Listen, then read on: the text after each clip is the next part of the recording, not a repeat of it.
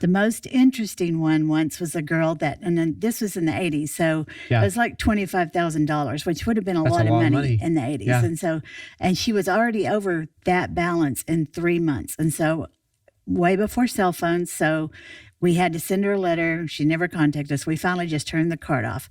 She quickly called us right back and she said, "Hey, my card's not working." And I said, "Well, because a bill needs to be paid." And so she had this real Valley girl, accent. Well, her story was she was spending the summer following the Grateful Dead. And she would use that credit card wherever they landed to buy like bologna and bread to feed all the other people following the Grateful Dead. So she said, "Well, my dad can send that payment in." And I said, "Well, as soon as he does, we'll turn that card back on." And lo and behold, the next day he paid the whole thing off. Oh, my goodness. Yeah. So the kid could follow the Grateful Dead all summer.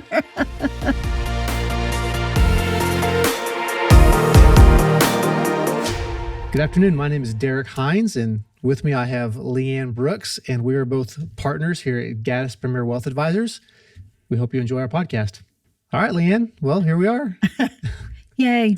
So how are you doing today? I'm doing well. How about yourself? I'm very well. So tell us a little bit about yourself. If you were to introduce yourself to, our clients or our listeners, how would you do it? Well, my name is Leanne Brooks. As you said, I'm a senior partner here at Gaddis Premier Wealth Management. I just recently merged my business in with this business after being out on my own for a while. Spent 7 years in a bank environment as a financial advisor.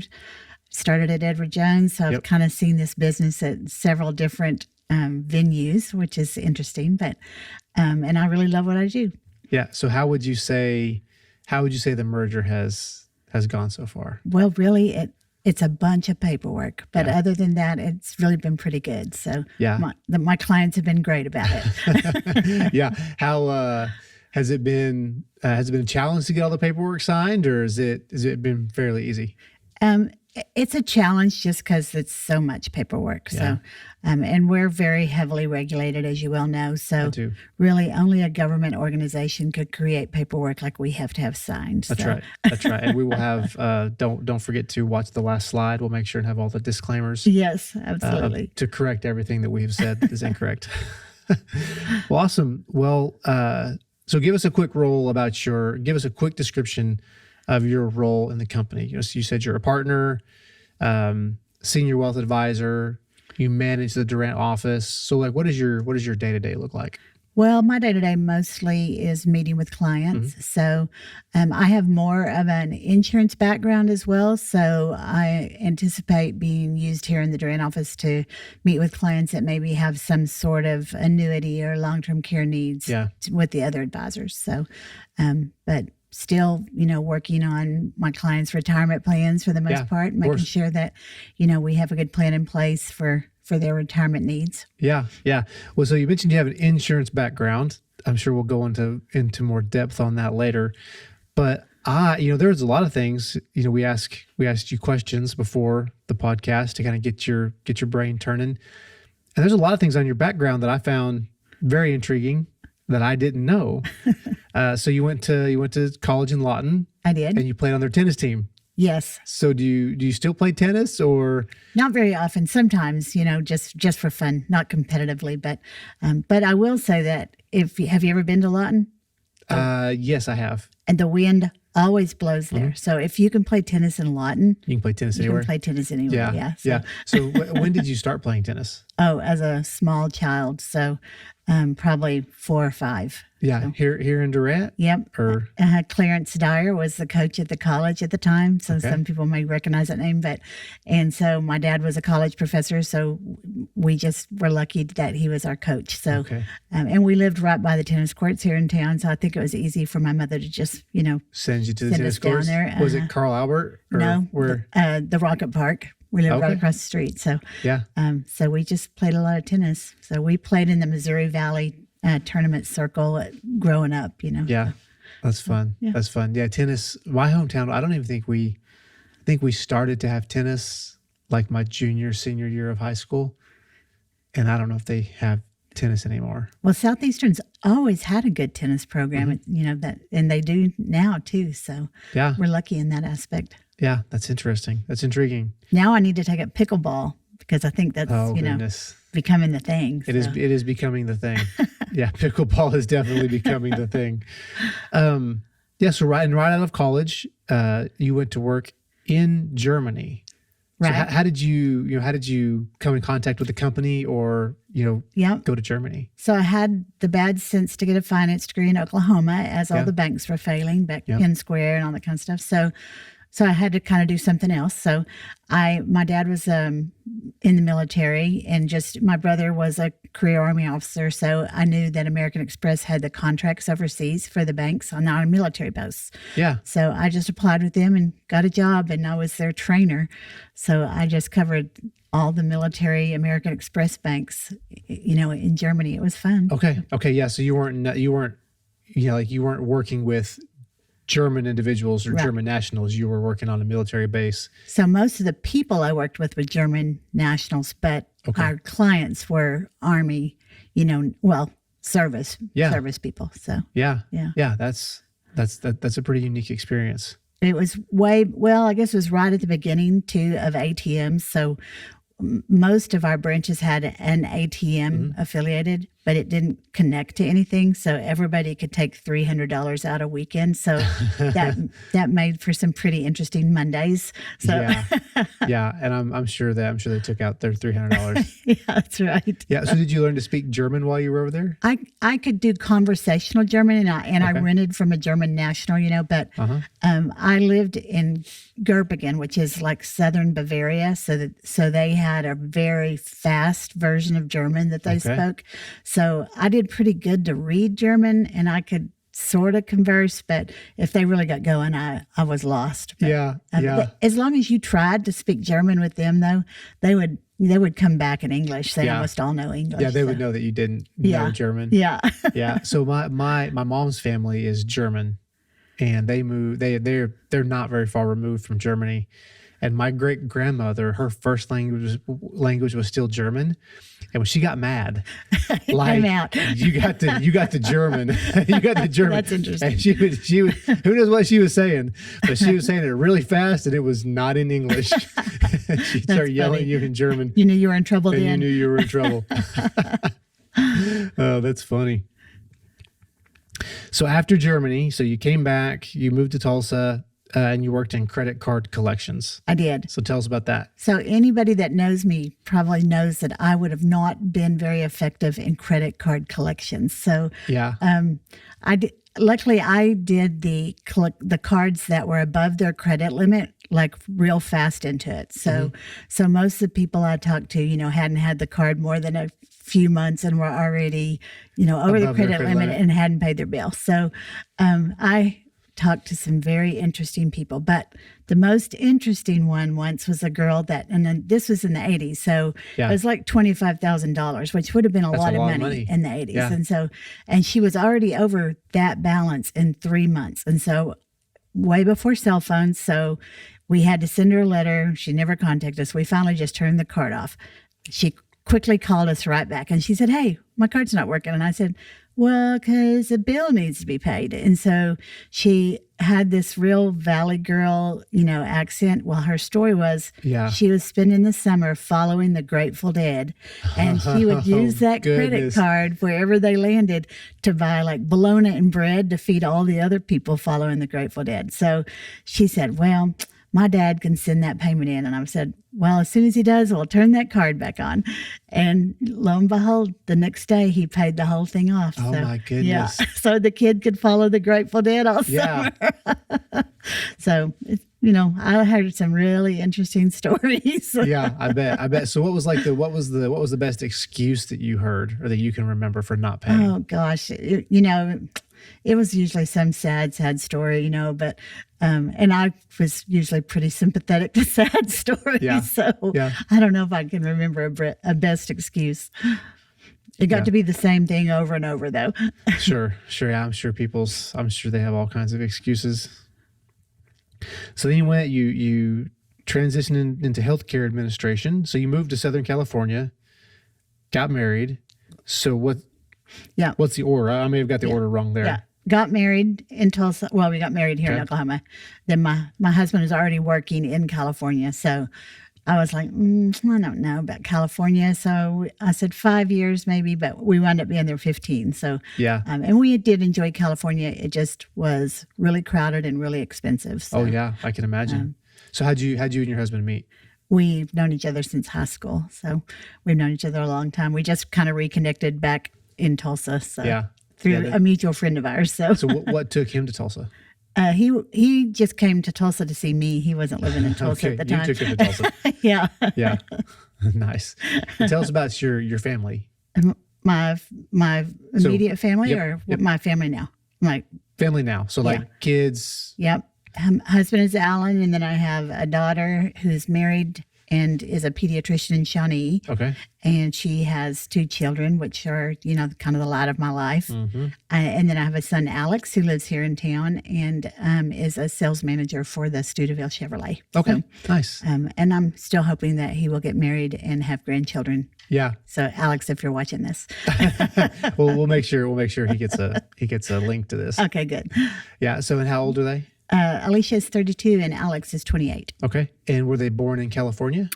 Both of them were, yes. Mm-hmm. Yeah. Did they, and you guys moved back to Oklahoma at some point? We right? did. When Alicia was in the 6th grade, so her middle school in Orange County, California would have had almost 3,200 kids in just 2 grades. And I never could wrap my head around that. It was too big. So yeah, she would have been fine. But we just decided we wanted to get them back here where life was a little bit slower and a little bit more normal. So yeah, I don't blame you. That's what my wife and I did. Yeah. We lived in New Mexico, started having kids, and it's like, we really need to move back. Yeah, move kind back of changes things.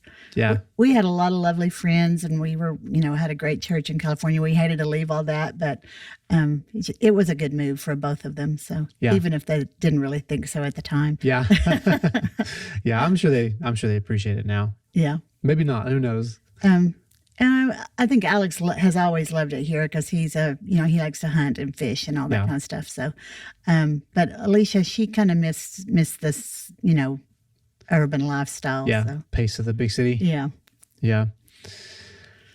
So you moved back to Oklahoma, but before that, did you do the church planning for the nonprofit before or after moving back? I did in California. Oh, in California. Yeah. So I worked in healthcare administration for about 10 years. And in that 10-year period, we got bought by 5 companies. So I was director of operations. So I was always merging a group into another group. And so the last year I did that, I laid off hundreds of people personally. And I thought, there's got to be a better way to earn a living than this. So I had a really good friend whose dad was the head of the Southern California Evangelistic Association. And he, knew me well from church and, said, come over and be my director of operations. So that was really a lot of fun. I did that for the last 3 years we were in California. So. Yeah. And where all did it was plant churches? All Southern California. So San Diego, Orange County, all the way up to LA. So it was fun.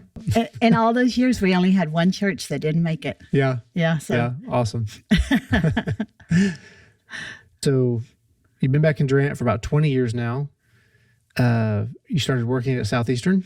I did. When we first came back, I started working at Southeastern and I did several things there, but usually in grant administration, several different roles there. But and I was working on my MBA. So about the time I was done with the MBA, I thought, what am I going to do now? Yeah. And so I'd always had that finance degree and I really liked finance. And about that time, my grandmother had lived in Texas with my uncle, and she wanted to come back to Durant because this is where she was from. So she said, well, if Leanne's there, I can go there too. So she moved back here and lived in an assisted living. But my uncle said, well, if you get grandma, you got to take care of her funds too. And I thought, well, how bad can that be? But she had pretty complicated finances. They were just good investment. My grandfather was a good investor.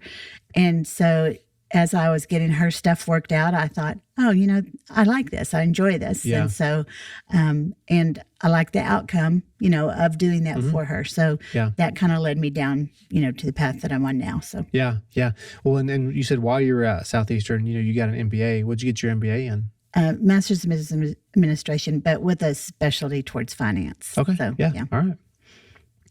Awesome. So Edward Jones, you started with Edward Jones, I did. and then you went to the bank, so Landmark Bank, and now you're with us. So what are Well, I had my own business in there for 5 years too. Yes. Yeah. You left Landmark, had your own business, and then merged with us. So what are some of the big changes that you've seen in the industry, during your career?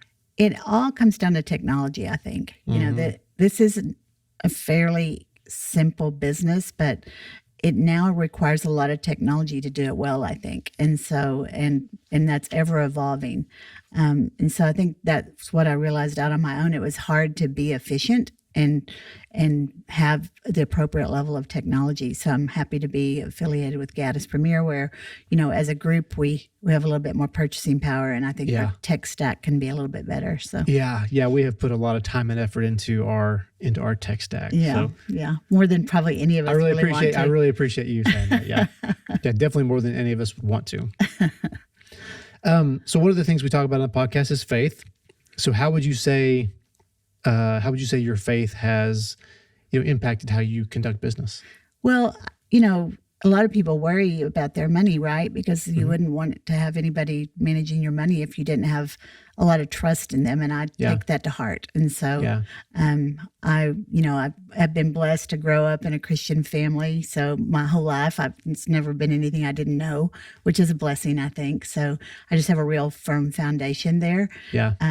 And so this can be a stressful business sometimes, definitely. When I first got started, I just worried all the time about making decisions because you want to make sure you make the best decision for every client. And so you do have to have that faith, I think, to fall back on and know that there's somebody guiding your path there. So, so I think that helps me a lot. Yeah. Yeah. So tell us about your church background. How were you, what type of church were you raised in? I was raised in First Baptist right here in Durant. Okay. Yeah. With my grandfather had been an elder forever, so, but now my husband and I have always been affiliated with Disciples of Christ Church. And so he came from that side. So he likes to have communion every Sunday, and that's really the biggest difference fundamentally. So, so now we go to Community Christian Church here in Durant, which isn't a Disciples of Christ, but it's along those lines, very similar. Mm-hmm. Yeah. Nice. And that's where, didn't J127 launch out of that church? Yeah, so I know you're on the board of J127, right? So tell us a little bit about J127. It's a great program. So J127 is an organization that was founded for girls that have aged out of the foster care system.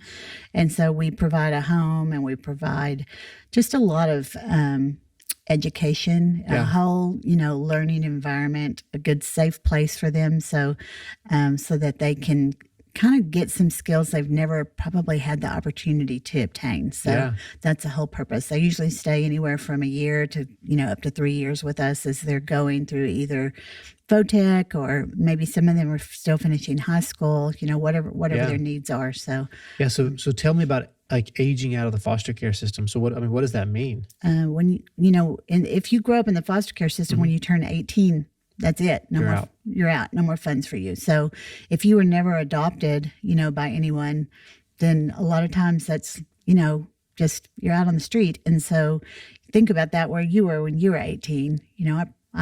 I was still living with my mother, so I don't, I wouldn't have wanted to be out on the street. Yeah, and so I moved out, but I had a strong support system, and I was in college. And that's right. So, you were in college. Yeah, and if you needed to go back, you could have. That's right. Yes. So it's interesting because a lot of the young ladies that come to us they come from really traumatic backgrounds, and lots of times they don't have faith. They don't have any system of religion that they've ever had before. So, we're not 100% religious based, but there's a lot of it there. So So tell us about so what are some of the positive things you've seen while you've been serving on the board? Oh goodness, I've just seen so many wonderful things. Girls that just come in with no hope whatsoever. That a lot of times they've been abused and they don't have any they don't have any concept of what a loving relationship could be or what a loving family could be, what's a support system could be. And so that the program just wraps their arms around them and really, helps them get through some really tough times. So Yeah, that's good. Yeah, I know. Jordan, one of our other advisors here, he did he taught a financial peace course or sort of like a financial literacy course to the girls over a period of time last year. So. Yeah, a lot of times they come in with no skills whatsoever, along those lines. So we have it, they either have to be going to school or they have to work after about 3 months of being there. We kind of have a break-in period, but any money that they make, we help them, get a bank account and develop some skills, but they also pay a little bit of rent to live there. But then we put that rent back into an account. So if they graduate the program, we get to write them a check on the way out, so they can get started somewhere else. So sort of an incentive to get through the program. Yeah. So, and for a lot of them, it's the first time they've ever had any funds of their own. So it's pretty neat. Yeah, that's incredible.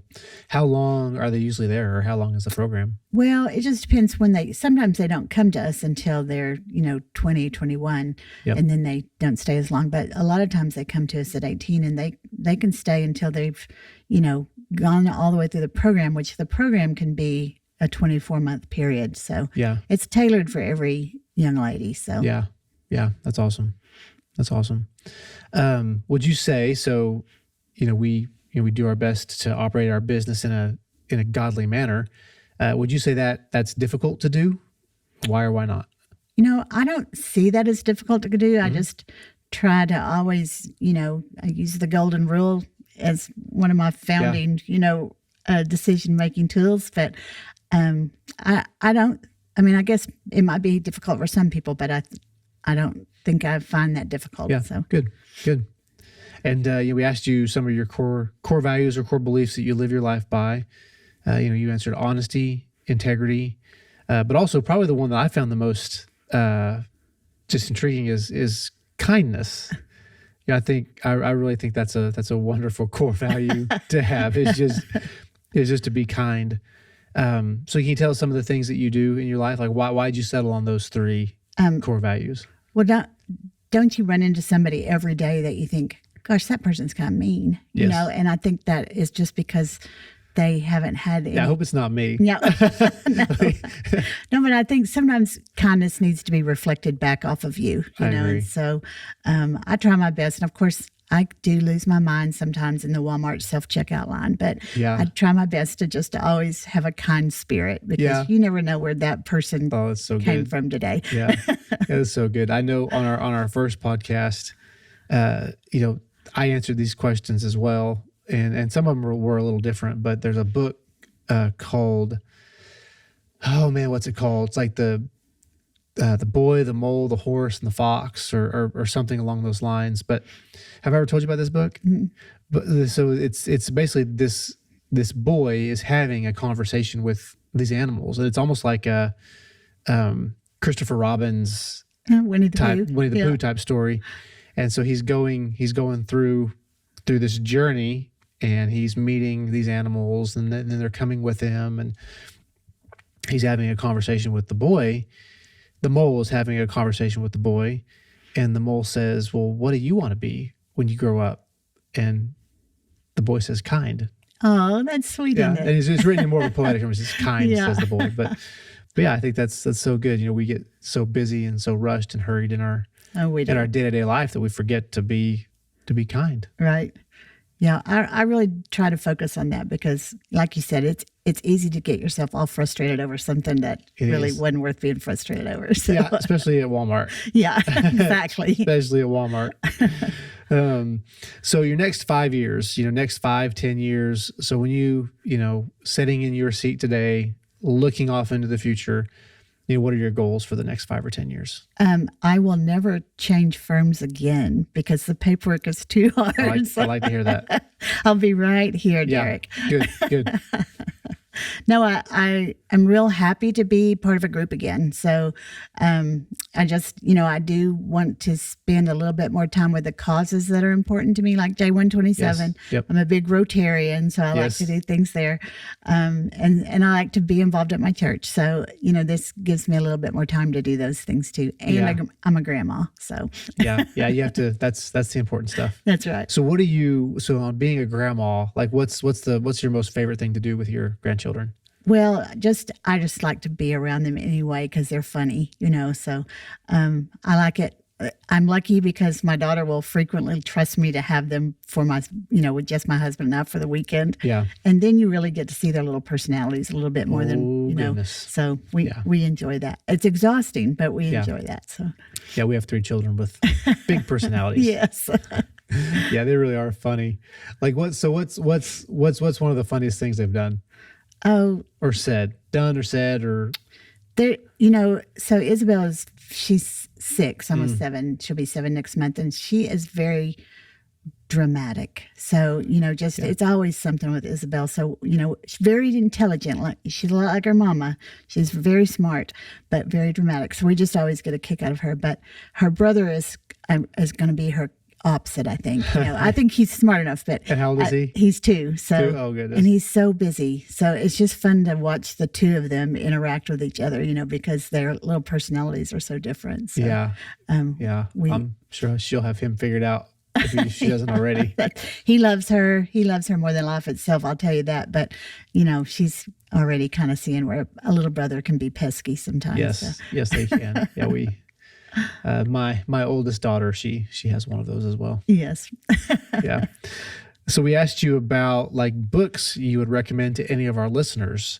One of your answers was Dust Bowl Girls. I just finished that book. Yeah, that sounds interesting. It's a great book for anybody that lives in this area because it was about a basketball team, a women's basketball team in the 20s from Southeastern. So, at the time it was Southeastern Normal School, but and they were, they won championships, and so it was fun to listen. I actually listened to that one on an Audible, but it was fun to hear the places in Durant that they referenced and the people that they referenced. So, it was a really interesting book if you have a chance to get a copy of it. Yeah, that's interesting. Yeah, I misread that actually. You said Southeastern Normal School.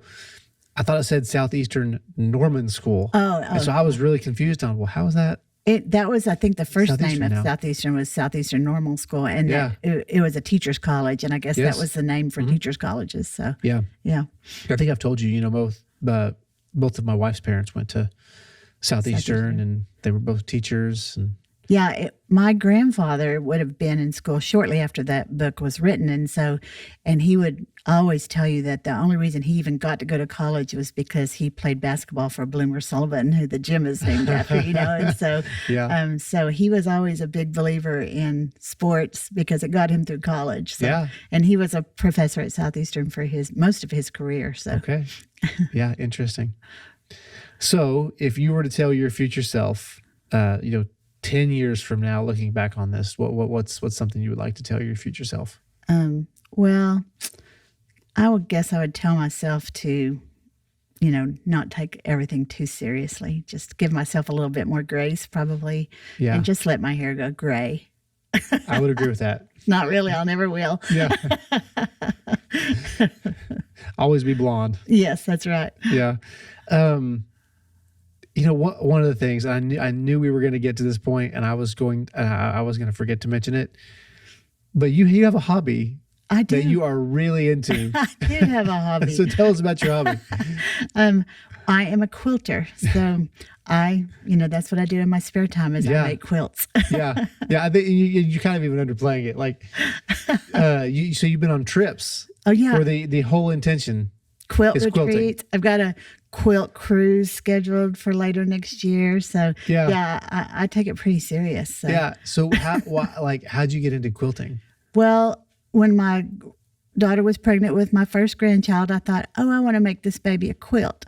and it just kind of escalated from there. So I've always known how to sew, but quilting is really a whole different thing. Yeah. So, now I'm part of a guild, and Yeah. I spend a lot of time quilting. Oh, I love it. I love it. I love it. It just kind of escalated from there. Yeah. What do your kids like? Is it what do they think about you quilting?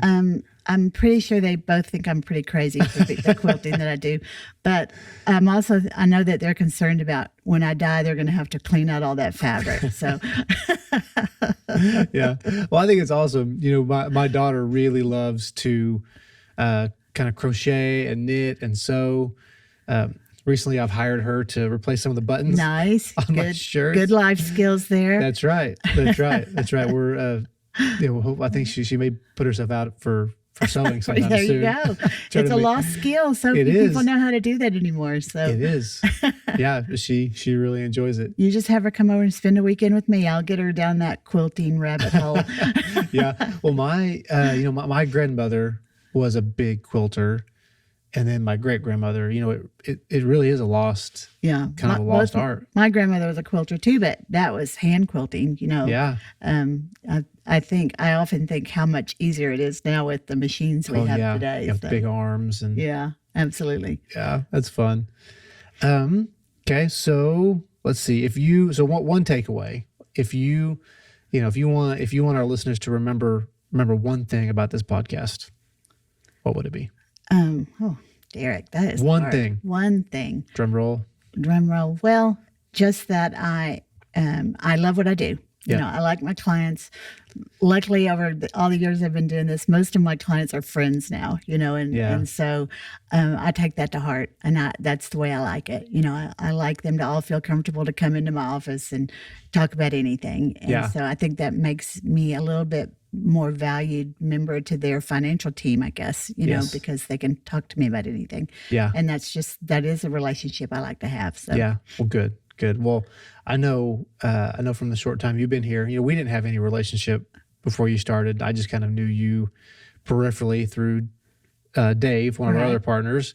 And I can honestly say I have really enjoyed getting to know you. Well, thank you. That's sweet. It was before you came on, you just don't know somebody, and there's sort of some reservation, but you really bring some good life to our office, and candy, which and Christmas decorations. And Christmas decorations, yes. Yeah, so I really appreciate you, Leanne. Oh, thank you. You're welcome. It's been fun to be here.